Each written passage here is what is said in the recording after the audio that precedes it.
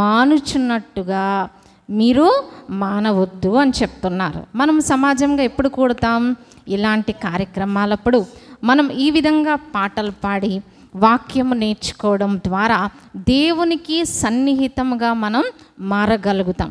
మన ప్రార్థనా జీవితము పెంపొందించుకోగలుగుతాం, దేవునితో సహవాసము చేయగలుగుతాం. అందుకే ఈ 40 దినాలు. సో చాలామంది అంటారు బాక్సింగ్ గ్రూప్లో ఇది చేయరండి అని. కానీ ఎవరేమనుకున్నా మనకి అవన్నీ అనవసరం. కానీ మనం దేవునితో సహవాసం చేయడం అనేది మాత్రమే ప్రాముఖ్యం. మరి సిలువ ధ్యానాలు చేయాలా, రకరకాల మాటలు మనకు వస్తూ ఉంటాయి, అవన్నీ మనకి అనవసరం. దేవునితో మనం గడపడమే ప్రాముఖ్యం. అయితే ఎందుకు ఈ యొక్క లెంట్ ప్రార్థనలు, ఉపవాస ప్రార్థనలు చేయాలి అనే ప్రశ్న అంటే మిమ్మల్ని అడుగుతారు, మీ చుట్టుపక్కల వాళ్ళు మిమ్మల్ని అడుగుతారు, ఎందుకు చేస్తున్నారండి, ఎందుకు చేస్తున్నాం? యేసు ప్రభువు వారు చేశారు కాబట్టి మనం చేస్తున్నాం, అంతే. ఆయన ఉపవాసం చేశారు, మనం ఉపవాసం చేస్తాం. ఆయన ప్రార్థన చేశారు కాబట్టి మనం ప్రార్థన చేస్తూ ఉన్నాం. యేసు ప్రభువు 40 దినాలు ఉపవాసం చేశారు. సో 40 పగళ్ళు రాత్రులు మనం చేయకపోయినా అట్లీస్ట్ మరి చేయగలిగిన వారు, అందరూ చేయలేకపోయినా వయసులో ఉన్నవారు, మరి బలవంతులు, ఆరోగ్యవంతులు తప్పక మనం ఇది పాటించడం మన ఆత్మీయ జీవితానికి క్షేమం. ఏమండి, ఉపవాసం చెయ్యాలా అని అంటూ ఉంటారు. కానీ ఆ విధమైన అభ్యాసం మనకి చాలా అవసరం అన్నమాట. అంతేకాదు పక్కన అది మన ఆరోగ్యానికి కూడా చాలా మంచిది. సో మనం ఎందుకు 40 దినాలు చేస్తూ ఉన్నాం అనేది మనం చెప్పుకున్నాం బ్రీఫ్గా. సో 40 అనే మాటకి బైబిల్ గ్రంథంలో చాలా ప్రాముఖ్యత ఉంది. యేసు ప్రభు వారు 40 దినాలు ఉపవాసం చేశారు. ఇంకెవరు ఉపవాసం చేశారండి 40 రోజులు? మోషే గారు 2 సార్లు 40 దినాలు ఆయన ఉపవాసము చేశారు. అట్లీస్ట్ ఆయన మంచినీళ్ళు కూడా తాగలేదంట, అంత కటిక ఉపవాసం ఆయన చేశారు. సో ఇంకా మరి ఇశ్రాయేలీల యొక్క ప్రయాణం ఐగుప్తు నుండి కనాన్ దేశం ప్రయాణం ఎన్ని సంవత్సరాలు సాగిందండి? 40 సంవత్సరాలు. సో ఇంకా 40 గురించి చాలా ప్రాముఖ్యత ఉందన్నమాట. మరి మోషే గారు పుట్టిన దగ్గర నుంచి 40 సంవత్సరాల వరకు రాజమందిరంలో పెరిగారు, రాజకుమారుడిగా. తర్వాత 40 సంవత్సరాలు ఎక్కడున్నారు? మిద్యాన్ దేశంలో ఉన్నారు, అక్కడ పెళ్ళి పిల్లలు. సో అక్కడతో 80 సంవత్సరాలు. మిగిలిన 40 సంవత్సరాలు ఎలా గడిపారండి? ఆ ఇశ్రాయేలీలను ఐగుప్తు నుండి బయటకు తీసుకొచ్చారు. ఈ 40 ఏళ్ళు మొత్తం ఆయన వయసు 120 సంవత్సరాలు. అలాగే యేసు ప్రభు మరి చనిపోయి తిరిగి లేచిన తర్వాత ఆయన మరలా ఆరోహణమైపోయే వరకు ఎన్ని రోజులు ఉన్నారండి భూమి మీద? 40 రోజులు. సో 40 అనే దానికి బైబిల్ గ్రంథంలో కొన్ని మనం చెప్పుకున్నాం, అవి చాలా ప్రాముఖ్యమైనవి. సో 40 రోజులు ఈ విధంగా పాటించడం మన ఆత్మీయ జీవితానికి క్షేమకరం. అయితే మనం ఈ దినం చదువుకోబోయే వాక్యము చూద్దామండి. మార్కు సువార్త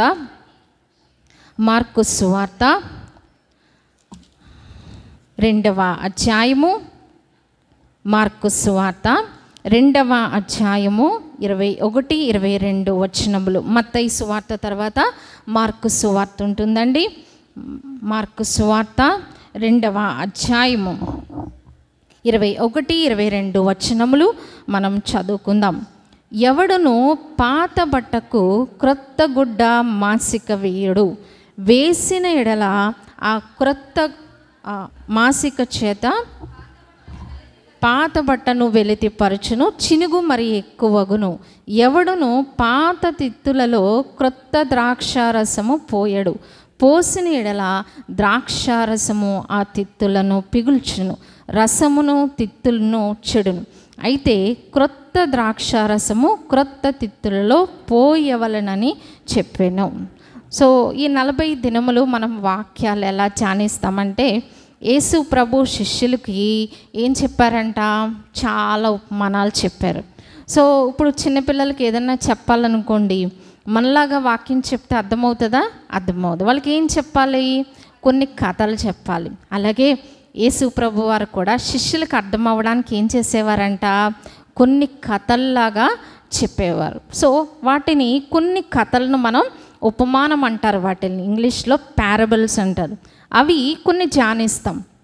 అలాగే ఒకరోజు ఉపమానం అయితే మరి ఒక రోజు మనం ఏం ధ్యానిస్తామంటే, ఇంతవరకు మనం ఎలాంటి వాక్యాలు చెప్పుకున్నామంటే మనం ఎలాగూ ఉండాలి, కానీ ఎదుటి వ్యక్తులు మనకు విరోధంగా వచ్చినప్పుడు, లేకపోతే ఒక అసూయతో నిండిన వ్యక్తితో, లేకపోతే ఒక చెడ్డ వ్యక్తితో మనం ఎలా డీల్ చేయాలి అనేది మనం జ్ఞాపకం చేసుకుంటాం.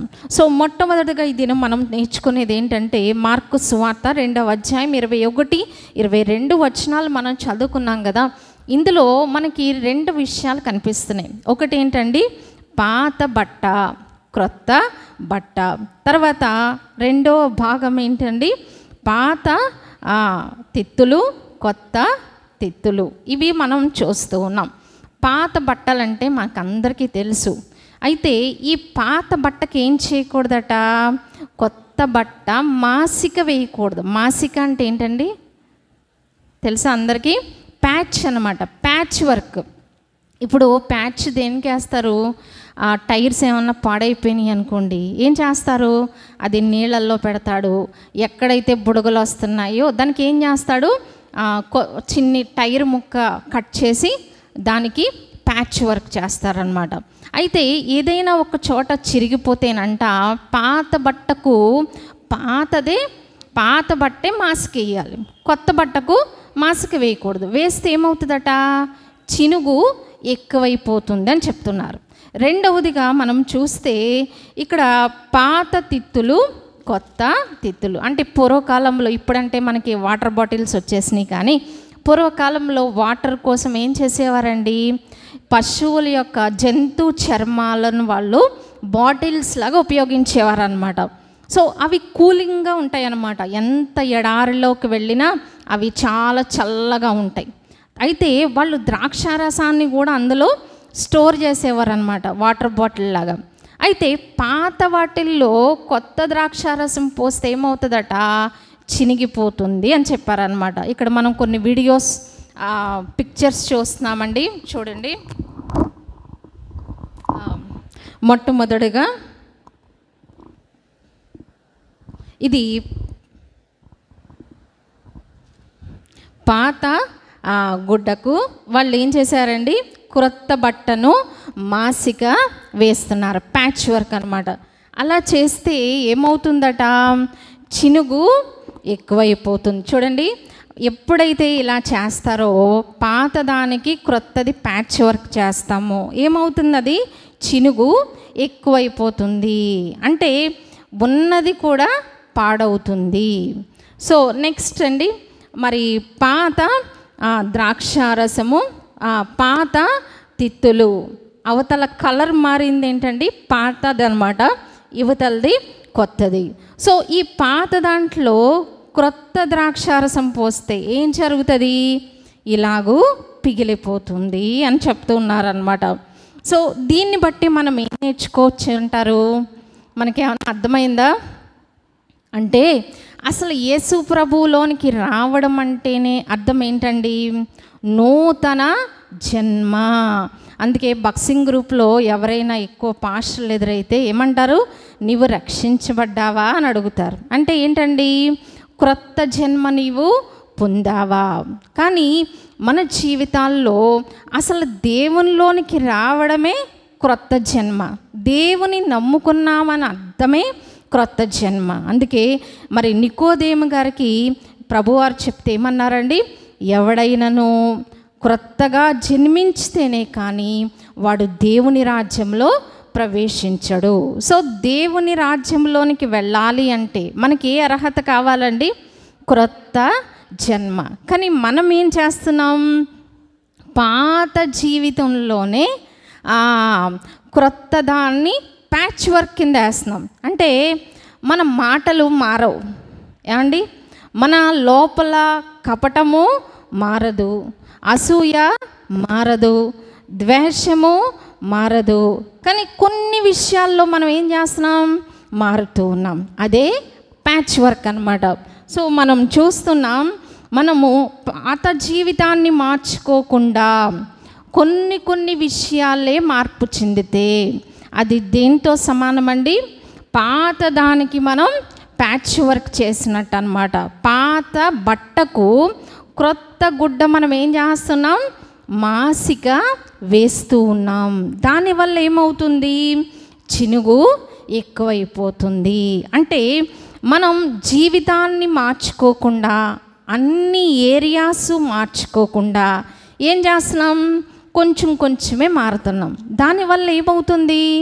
మన రక్షణ వస్త్రాన్ని మనం పోగొట్టుకుంటూ ఉన్నాం అన్నమాట. సో పాతదానికి క్రొత్తది మాసిక వెయ్యకూడదు. అంటే దేవుడు మనకి ఏమి ఇచ్చారండి? నూతన వస్త్రాలు ఇచ్చినప్పుడు టోటల్గా కొత్త బట్టలే వేసుకోవాలి. ఇంకా పాతదాన్ని రిపేర్ చేయడం ఎందుకు? రిపేర్ చేసే అవసరం మనకి లేదు. సో రెండవదిగా మనం చూస్తే, మనం చదువుకున్న మార్కు సువార్త 2వ అధ్యాయంలో ఏముందండి? ఇక్కడ క్రొత్త పాత తిత్తులలో క్రొత్త ద్రాక్షారసము. సో మనం ప్రభువారు మనల్ని ఏం చేశారు? ఒక కప్పు ఉందనుకోండి, ఒక కప్పు అస్సలు బాగాలేదు, దాన్ని ఏం చేసాం? శుభ్రంగా క్లీన్ చేసాం. ఎందుకు క్లీన్ చేసాం?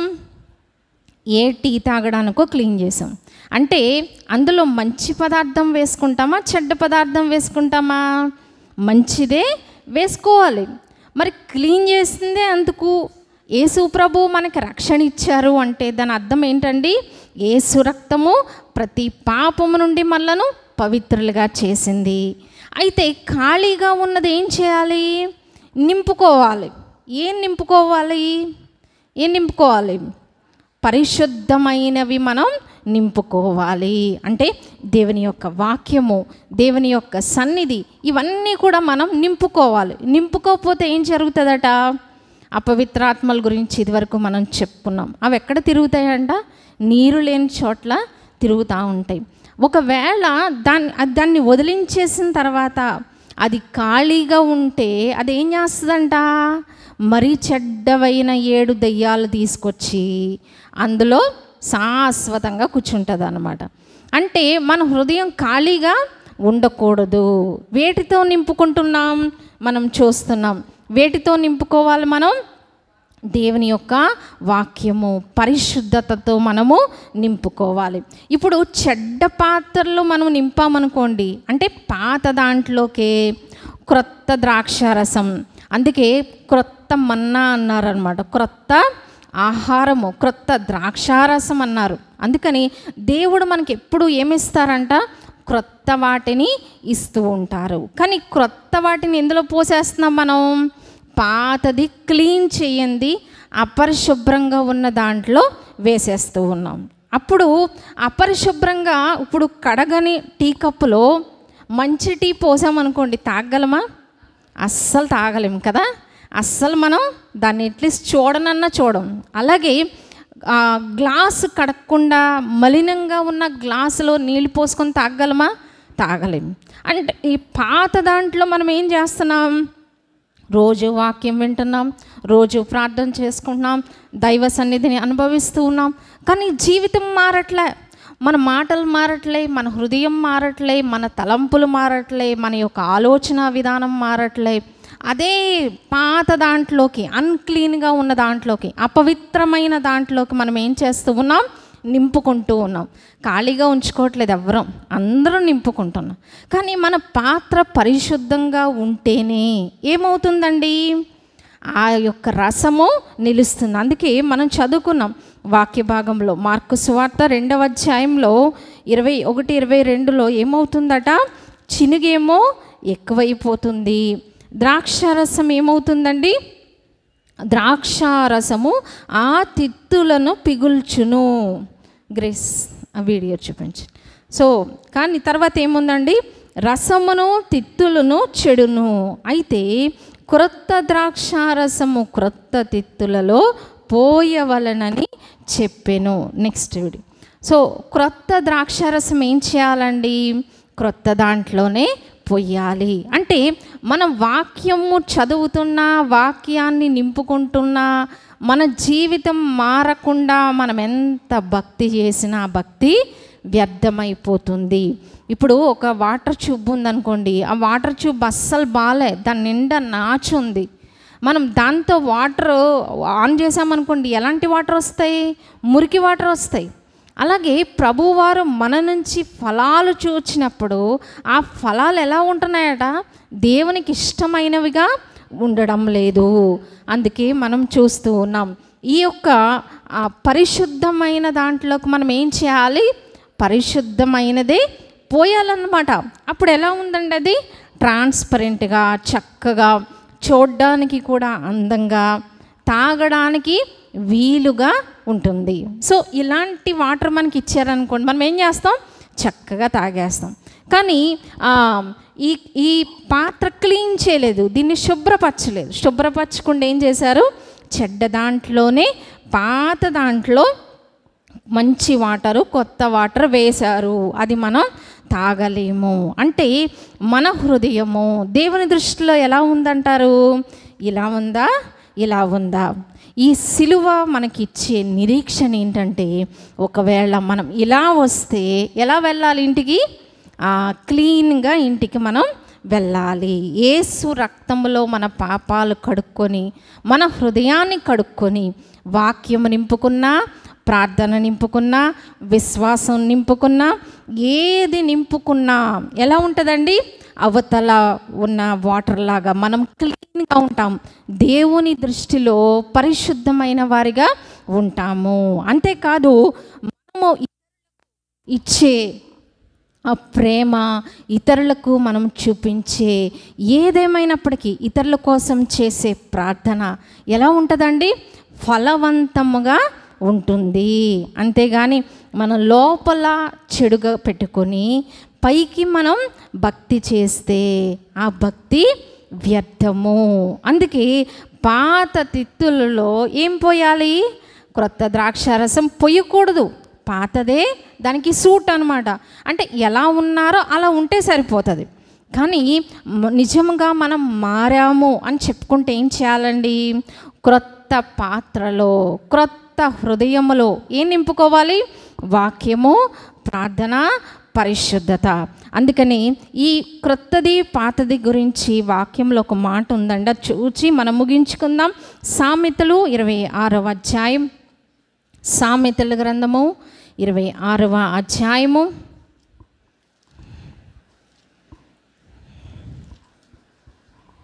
పేజ్ నెంబర్ 551 అండి. సామెతలు 26వ అధ్యాయం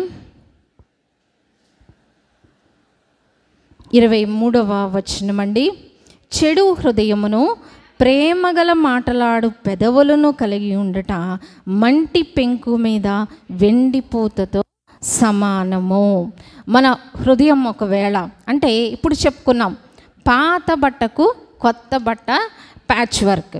అలాగే పాత దాంట్లో క్రొత్త ద్రాక్షారసం పోస్తే ఎలా ఉంటుంది మన జీవితం? మారని మన జీవితం ఎలా అంటే, చెడు హృదయం. పైకి మాత్రం ఎలా మాట్లాడతామంట? చాలా ప్రేమగా మాట్లాడతాం. కానీ అది దేవుని దృష్టిలో ఎలా ఉంటుందంటే, చూడండి, మంటి పెంకు మీద వెండి పూతతో సమానం. ఇప్పుడు 1 గ్రామ్ గోల్డ్ అంటారు, మనం కొనుక్కుంటామండి. అవి మనకేం కావాలి? టోటల్ బంగారం కావాలి. 1 గ్రామ్ గోల్డ్ అంటే ఏంటండి? పైన కోటింగ్ వేస్తాడు అంతే.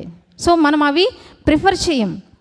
అలాగే మనం ఇలా చెడ్డగా ఉంటూ పైకి మనం బాగానే ఉన్నట్టుగా నటిస్తూ ఉంటే అది దేంతో సమానమంట? మంటి పెంకు మీద వెండిపూత. అంటే మనం ఈ సమ్మర్ వచ్చేసింది కదా, ఇప్పుడు కూజాలు తెచ్చుకుంటాం. అవి దేంతో చేస్తారండి? మట్టితో చేస్తారు. దానికి వెండిపూత పూస్తే అది ఏమాత్రం తేడా వచ్చిందంటే ఏమవుతుంది? పగిలిపోతూ ఉంటుంది కదా. లోపలంతా మట్టే, పైకి ఎలా ఉంటుంది?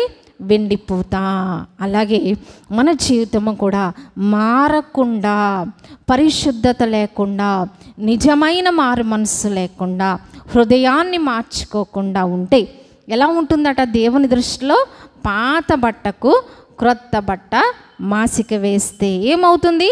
చినుగు ఎక్కువైపోతుంది, ఎక్కువైపోతుంది. అలాగే పాత తిత్తులలో ఏం పోయకూడదట, క్రొత్త ద్రాక్షారసం పోస్తే ఆ తిత్తులే పగిలిపోతాయి. అంటే మారని మన జీవితంలో ఎన్ని కార్యక్రమాలు మనం ఇలాంటివి చేసుకున్నా అవి వ్యర్థమని దేవుని యొక్క వాక్యం తెలియచేస్తుంది. అయితే మనకి కుడివైపు దొంగ గురించి తెలుసు. కుడివైపు దొంగ ఎలాంటి వాడండి?